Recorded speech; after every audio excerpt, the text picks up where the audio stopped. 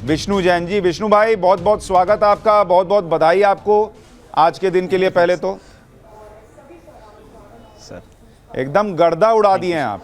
सुशांत जी, आज देश बड़ा भर दिन के है हिंदू और जो हैं आपको बहुत खुश हैं आपको लेकर। हाँ सुशांत जी, देखिए बहुत इम्पोर्टेंट और क्रूशियल दिन था हमारे लिए, क्योंकि अगर ये जो एप्लीकेशन थी ऑर्डर 7 रूल 11 की, अगर ये अलाउ हो जाती तो हमारा केस आगे भी नहीं बढ़ पाता, और जो हमने पूरी 5 दिन की कमीशन की कार्रवाई की थी वो पूरी कमीशन की कार्रवाई व्यर्थ चली जाती। सो बहुत इंपॉर्टेंट और क्रूशियल दिन था, और हमने पूरी मेहनत और जोर लगाया था कि जो मुस्लिम पक्ष की ऑर्डर 7 रूल 11 की एप्लीकेशन है वो रिजेक्ट हो, और प्लेसेस ऑफ वर्शिप एक्ट और वफ एक्ट का जो मिसनोमर क्रिएट किया गया है उससे हम आगे निकल पाए। विष्णु भाई, एक चीज बताइए कि ये जो 91 का एक्ट स्टैंड नहीं कर पाया, मैंने तो कुछ वजह बताई, लेकिन आपके हिसाब से वो सबसे बड़ी वजह क्या थी, या जो बातें और पक्ष आपने रखे जिसकी वजह से ये आपकी तरफ आया फैसला? देखिए, कोर्ट ने अपने जजमेंट में बात कही और लिखी है कि हमने अपनी प्लीडिंग्स में और अपनी पिटीशन में कैटेगोरिकली ये बात लिखी और कही है कि नवंबर 1993 तक हिंदू समाज के लोग वहाँ पे पूजा करते चले आ रहे थे। व्यास जी उस तहखाने में पूजा करते चले आ रहे थे, और मस्जिद की वेस्टर्न साइड पे माँ श्रृंगार गौरी की नियमित पूजा होती चली आ रही थी।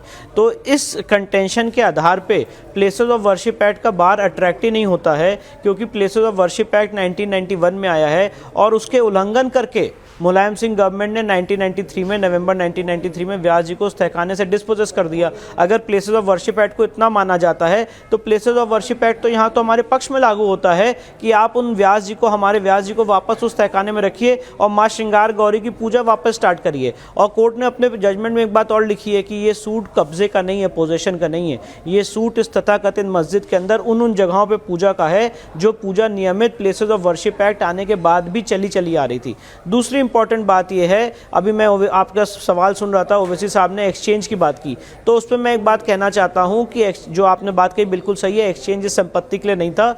दूसरी बात, अगर एक्सचेंज हुआ भी था, मान भी लेते हैं, तो वो वफ एक्ट 1995 के वायलेशन में था। और तीसरी बात, अगर सरकार कोई संपत्ति एक्सचेंज करती है तो उस एक्सचेंज का कोई भी भक्त या देवता पे वो एक्सचेंज बाइंडिंग नहीं होता है, क्योंकि ये सारी संपत्ति काशी विश्वनाथ एक्ट 1983 की वजह से देवता में और उस ट्रस्ट में निहित हो चुकी है। इसीलिए कोई भी उस संपत्ति का कोई एक्सचेंज कर ही नहीं सकता। और अगर सरकार करती भी है, पहली बात तो उस संपत्ति के लिए हुआ नहीं, और ओवैसी साहब के आर्गुमेंट्स को मान भी ले for the sake of argument, तो वहां पे ये चीज अप्लाई नहीं होती है सारे लोगों पे और लिटिगेंट्स पे। और दीन मोहम्मद के जजमेंट में भी जैसे आपने बताया, हिंदू समाज के लोग पार्टी नहीं थे। प्लेसेस ऑफ वर्शिप एक्ट यहाँ पे अट्रैक्ट नहीं होता है। धार्मिक स्वरूप 15 अगस्त 1947 को क्या था, ये कोर्ट में एविडेंस के आधार पर लीड किया जाएगा और देखा जाएगा। और सुशांत भाई, मैं आज एक बात कहना चाहता हूँ और इस बात को एक्सप्लेन करना चाहता हूं, and I hope I make my self clear.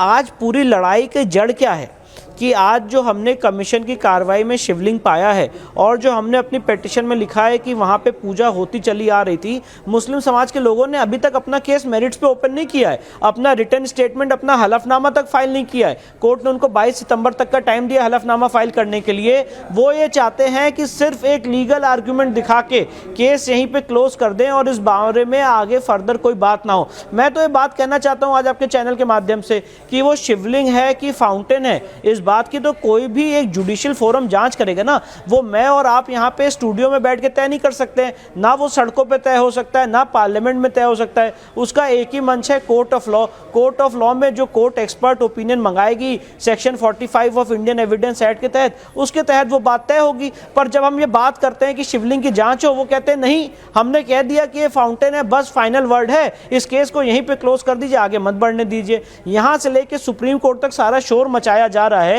पर पॉइंट इन इशू ये है, मेरिट्स पे अभी तक मुस्लिम समाज ने केस नहीं विष्णु भाई, एक बात बताइए, उनकी तरफ से कोई वकील आता है वो कहता है कि ये वफ बाय यूजर है।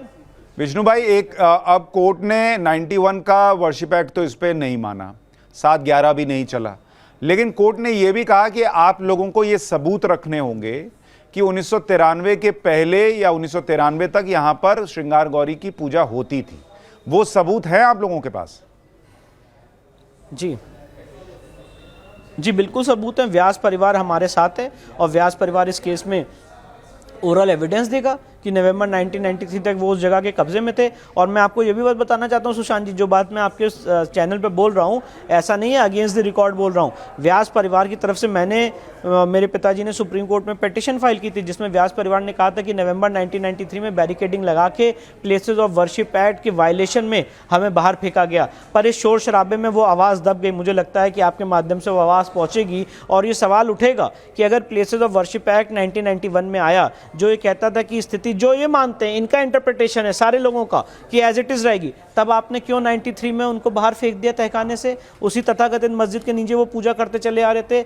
और दूसरी बात है, बहुत सारी हमारे पास एविडेंस है। Section 57 of Indian Evidence Act में historical books, legal books, spiritual books का भी हम सहारा ले सकते हैं। राम मंदिर के केस में सुप्रीम कोर्ट ने बात होल्ड की है और इलाहाबाद हाई कोर्ट ने भी उस चीज पर रिलाई किया था। विष्णु भाई, कोई तस्वीर वगैरह भी है ऐसी कि वहां पूजा हो रही है, ऐसा दिखा हो? कोई पुरानी तस्वीर वगैरह व्यास परिवार के पास? पूरा एल्बम तैयार है, पूरा एल्बम तैयार है सुशांत जी, और वो सारी बातें हम कोर्ट में एग्जिबिट के रूप में दाखिल करेंगे।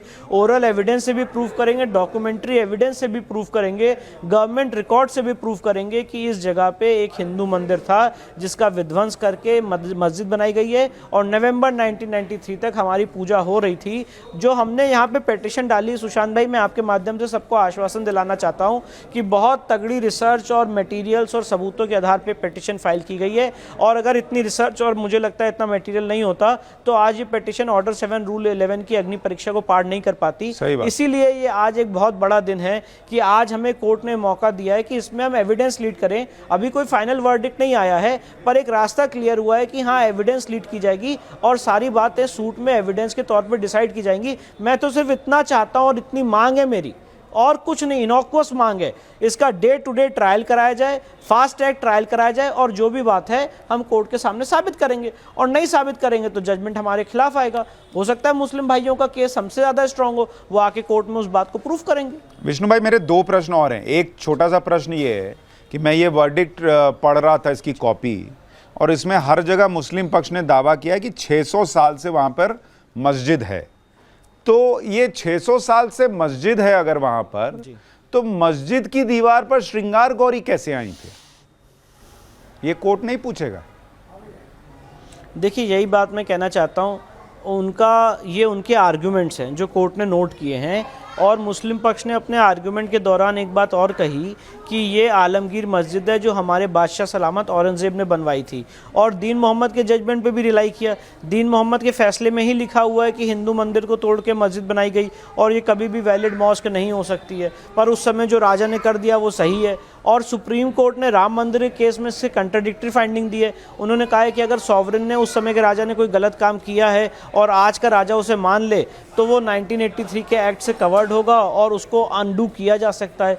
तो सवाल यही है कि मुस्लिम पक्ष के जो आर्गुमेंट्स हैं कि 600 साल से मस्जिद चली आ रही है, तो वहाँ पे हमारे भी तो आर्गुमेंट्स हैं सुशांत भाई कि 600 साल से पहले हमारी मंदिर चली आ रही है और टाइम इमेमोरियल से चली आ रही है। जब से इस सृष्टि का अस्तित्व है तब से काशी है, जब से सृष्टि का अस्तित्व है तब से भगवान शिव का ओरिजिनल स्वयंभू ज्योतिर्लिंग उन्होंने स्वयं उसी स्थान पे बसाया था, बनाया था। वो सबके सामने प्रकट हुए थे और 5 कोस तक वो लिंग फैला था और वहाँ पे दर्शन करने से मोक्ष की प्राप्ति होती है, गंगा जी में जल चढ़ाने से मोक्ष की प्राप्ति होती है। काशी हमारे लिए वही महत्व रखती है जो अयोध्या भी रखती है, जो मथुरा भी रखती है। हमारी स्पिरिचुअल डेवलपमेंट का केंद्र है काशी, हमारी नॉलेज का, ज्ञान का केंद्र है काशी।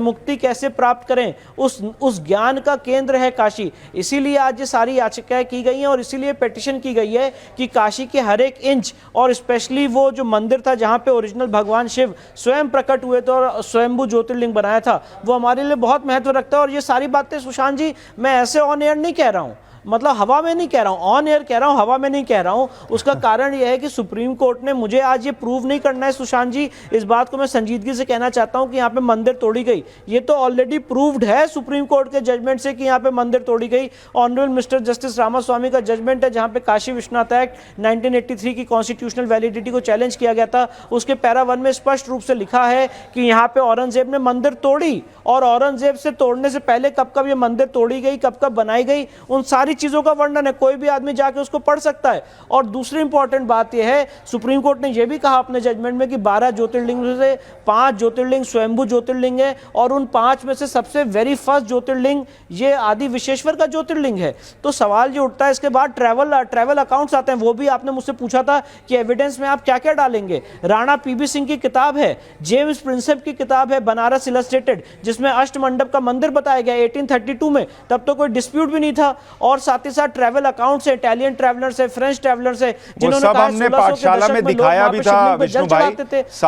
सारे इतिहास के पन्ने हमने पाठशाला में दर्शकों के लिए रखे थे कि उनको पता चले कि ये केस हिंदू पक्ष के लिए कितना स्ट्रांग है। मुझे एक चीज और बताइए कि अब भाई इसमें अभी जो श्रृंगार गौरी का केस है उसमें वहां पूजा करने की इजाजत मिले, इसके लिए कोर्ट से अपील की गई है। मान लीजिए आपके सबूत स्ट्रांग रहे और कोर्ट ने कहा कि ठीक है, इनको श्रृंगार गौरी की पूजा करने दिया जाए, तो उसके बाद एक प्रश्न इस बात का नहीं उठेगा क्या कि भाई जिस मस्जिद की दीवार पर देवी के निशान हो और वहां पूजा हो, मस्जिद की दीवार पर पूजा हो, फिर वो मस्जिद जो है वो क्या मस्जिद रह जाएगी इस्लाम के मुताबिक, और क्या मुस्लिम उसको स्वीकार करेंगे मस्जिद के तौर पर या छोड़ देंगे? फिर देखिए, यही बात है, हम यही बात कहना चाहते हैं और यही बात साबित करना चाहते हैं, और यही सारे याचिकाकर्ताओं का इंटेंशन है कि मस्जिद की वेस्टर्न वॉल पे मां श्रृंगार गौरी का विग्रह है, जहां पे नियमित पूजा चली आ रही थी नवंबर 1993 तक। और एक बात और कहना चाहता हूं सुशांत जी, लोगों ने मेरी पिटीशन को, मुझे लगता है मैं अपनी बात सही से समझा नहीं पाया। हमारी पिटीशन की कोई रिलीफ पढ़े, उसमें लिखा है प्रत्यक्ष और अप्रत्यक्ष देवता की पूजा करने का अधिकार मांगा है। लॉर्ड हनुमान, लॉर्ड गणेश की पूजा करने का भी अधिकार मांगा है। आज कोई काशी विश्वनाथ का परिसर देखेगा तो उनको पता चलेगा कि जो मस्जिद की एंट्री है बैरिकेडिंग से, उसके ठीक सामने लॉर्ड गणेश और लॉर्ड हनुमान की प्रतिमा आज विराजमान है। वो पहले बैरिकेडिंग के अंदर हुआ करती थी, ये बैरिकेडिंग के बाहर की गई, और जब कॉरिडोर बना तो उसको भव्य रूप दिया गया। तो सवाल ये उठता है और सवाल ये बनता है कि जो हमारे अप्रत्यक्ष देवता थे, जो वजू खाने में उस गंदे पानी में दबे हुए थे, आज कमीशन की कार्रवाई के बाद वो प्रत्यक्ष देवता हो चुके हैं। उनकी भी पूजा का अधिकार मांगा है, मां श्रृंगार गौरी की पूजा का अधिकार भी मांगा है, लॉर्ड हनुमान, लॉर्ड गणेश की पूजा का भी अधिकार मांगा है। ये मामला सिर्फ मां श्रृंगार गौरी का नहीं है, और इसीलिए मैं कहना चाहता हूं कि ये एक वैलिड मॉस्क है ही नहीं इस्लामिक लॉ के तहत, क्योंकि अगर कोई व्यास जी का तहखाना देख ले, उसमें संस्कृत के श्लोक हैं, वहां पे हिंदू देवी देवताओं के पिलर हैं, मूर्तियां खंडित पड़ी हुई हैं, देवी देवताओं के आले बने हुए हैं,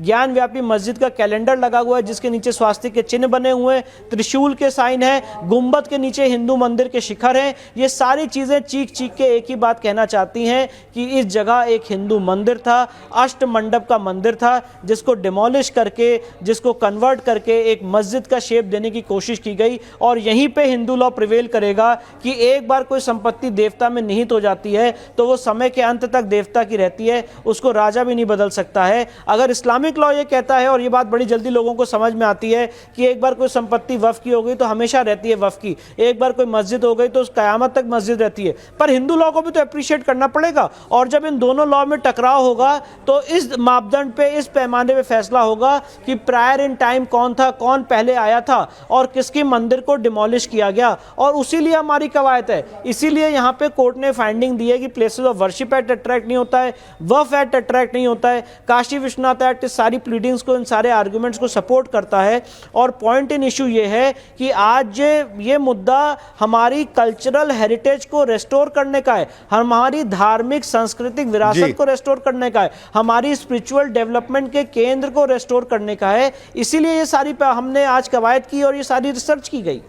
विष्णु भाई, बहुत बहुत शुक्रिया आप हमारे साथ जुड़े, और आपको बहुत बहुत साधुवाद। आप जिस तरह से पूरी रिसर्च के साथ हिंदुओं के, करोड़ों हिंदुओं की आवाज़ बन रहे हैं, इस लड़ाई को लड़ रहे हैं, बहुत बहुत आपको शुभकामनाएं भी इस केस को आगे ले जाने के लिए। और हम तो लगातार पाठशाला में मुद्दा उठाते ही रहे हैं, आपके साथ जुड़ते रहेंगे। बहुत धन्यवाद सर।